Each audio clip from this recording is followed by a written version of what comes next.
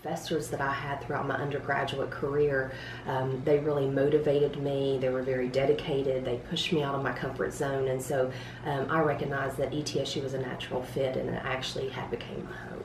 Well, I did my graduate work at ETSU, and I was very fortunate to know the department, the faculty in the Department of Communication and Performance, and it was just a really good fit, and I was thankful that there was an opportunity to work in this department with people who had mentored me and had been very influential in my academic career. Invested faculty. We, behind closed doors, our conversation is about the department. It's about our students and how do we continue to challenge our students, raise the skill level of our students, intellectually challenge our students. It really is a highly invested faculty here. It's also a faculty that simultaneously complements one another, but is also really diverse. So we work in different areas, so we have storytelling faculty, but many of our areas of research are also in storytelling over in communication studies, for example. So we're really able to broadly apply our skills and interests across a number of issues, but while complementing one another. I like communication people. I like people who can think on their feet, and people who are articulate, and people who perform, and we have all of that in the Department of Communication and Performance. And there really are good, thoughtful, caring faculty here who are deeply invested in their students.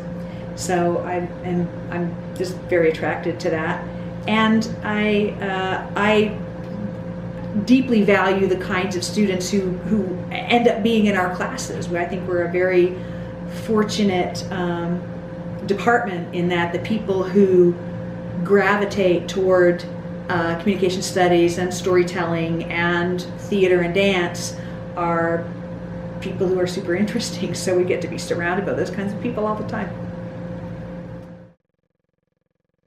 My philosophy has always centered around the idea that students should be able to not just accept what they hear is true, but to really examine it. I'm a big proponent of critical thinking. I want students to feel like they can connect to that idea, and I want them to feel like they can do it outside of the classroom. My philosophy is always targeted around, can you take this outside of the classroom environment and not just use it for these 4 months that you're in my class, but can you use it outside of here somehow? And that's what I try to implement as much as I can, because I want people to feel like they can utilize those skills regardless of what profession they go into. That's the beauty about the things that we teach in communication, is we teach stuff that people actually are going to be using regardless of what they do with their lives. And I like it when, 5 years down the road, somebody discovers that and says, hey, that thing that I remember learning about, yeah, that actually applies to me now.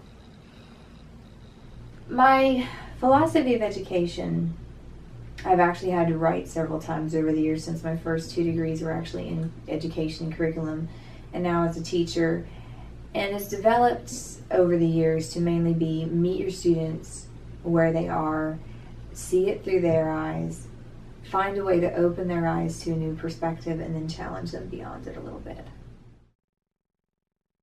We are a department who is there for our students, and we are interested in teaching them lifelong skills that make them better people, that teach them how to function, navigate a very diverse world, that gives them skills to place themselves in many different professional settings. So I feel very strongly that the degree, the department, our faculty are are very invested again in the future of our students and its applicability, its real world application.